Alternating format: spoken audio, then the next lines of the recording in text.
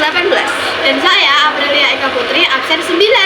Dan saya Mila Putri Gandari, absen 24. Dan saya Lesti Siva Nursanita, absen 22. Dan saya Alia Salsabila, absen 6. Baiklah semuanya, saat ini kita tengah membuat video wawancara. Mari simak video berikut ini.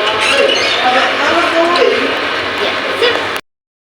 Halo semuanya, jumpa lagi dengan saya Mila Putri Gandari. Saat ini saya sudah berada di kediaman rumah salah satu warga masyarakat yang pernah menjadi petugas dalam pemilihan umum.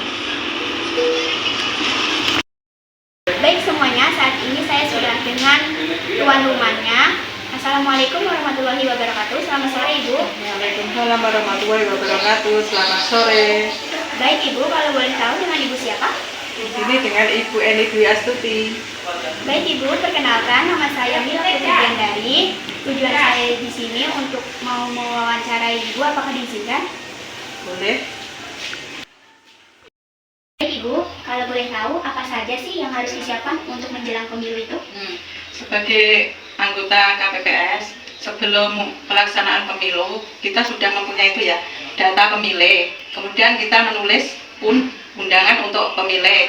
Kemudian kita bagikan ke rumah-rumah itu pemilih untuk dibawa pas pemilu, pas pemilihan. Terus selain itu kita kelompok KPPS juga memilih tempat untuk pemungutan suara, kemudian juga menyiapkan semua peralatan-alatan yang dibutuhkan. Gitu. Baik Ibu, lalu bagaimana proses menjadi petugas dalam pemilihan umum? Untuk menjadi petugas KPPS, pertama kan ada pengumuman dari pemerintah desa ya. Siapa yang mau menjadi anggota KPPS bisa mendaftar. Syaratnya yang pertama harus WNI, terus usia minimal 17 tahun, mempunyai integritas yang tinggi, kuat, jujur, dan adil, setia pada Pancasila dan Undang-Undang Dasar 1945. Baik Ibu, karena Ibu juga menjadi petugas dalam pemilu, nah ada berapa aja sih Bu petugas dalam kegiatan pemilu itu? Ya, ada bagian-bagiannya ya.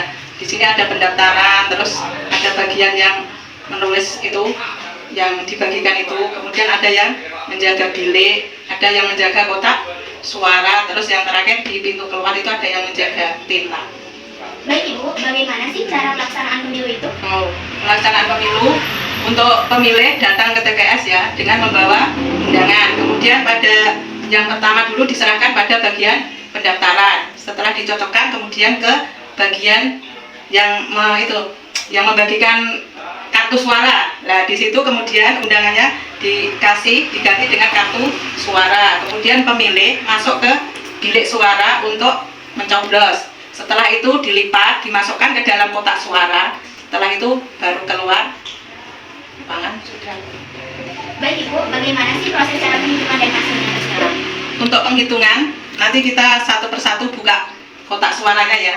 Terus kita hitung, kemudian hasilnya kita tulis di papan itu, C plano itu ya. Satu persatu, misalnya itu satu dibuka kotak suara satu, ditulis, dipakai ini.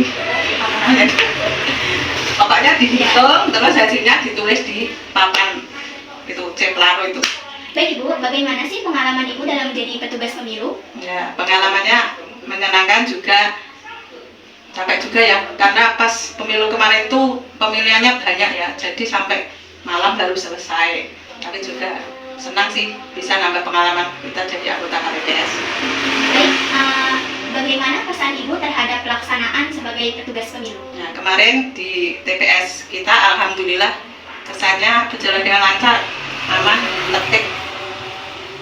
Dan bagaimana pesan Ibu untuk menjadikan suatu negara Indonesia maju? Ya, laksanakan pemilu dengan asas luber ya, langsung, umum, bebas, dan rahasia.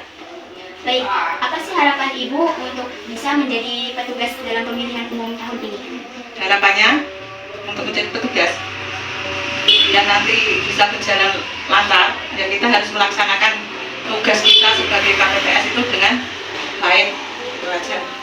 Baik Ibu, terima kasih banyak. Baiklah semuanya, itulah tadi beberapa informasi yang sangat bermanfaat untuk kita semua dalam petugas pemilihan umum dan juga memotivasi bagi kita semua. Mungkin cukup sekian saja dari saya, ada kurang lebihnya mohon maaf.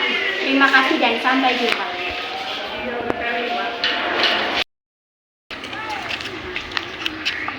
Halo semuanya, perkenalkan saya Fieka Febriana Vega Dan saya Alia Salsabila. Di sini kami sudah berada di kediaman rumah salah satu warga masyarakat yang pernah menjadi petugas KPPS. Baik semuanya, di sini kita sudah bersama dengan tuan rumahnya. Assalamualaikum warahmatullahi wabarakatuh. Selamat sore Bapak. Waalaikumsalam warahmatullahi wabarakatuh. Selamat sore adik-adik. Kalau boleh tahu dengan Bapak siapa? Bapak Purwestianto. Baik Bapak, tujuan kami di sini untuk mewawancari Bapak terkait pemilihan umum. Apakah diizinkan? Siap, diizinkan, monggo silakan. Terima kasih Bapak. Baik Bapak, apa saja yang diketahui oleh Bapak tentang KPPS itu?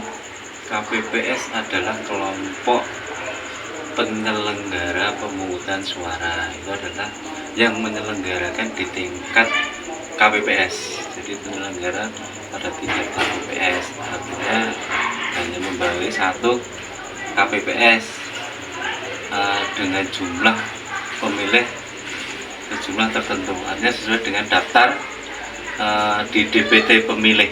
Gitu. Baik Bapak, apakah sebelumnya Bapak memiliki pengalaman organisasi dalam lingkungan masyarakat?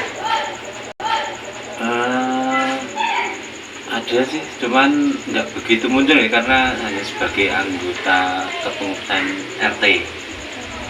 Jadi hanya di istilahnya di belakang Pak RT, membantu Pak RT aja. Tapi kepengurusan tetap masuk ya, sebagai seksi humas gitu.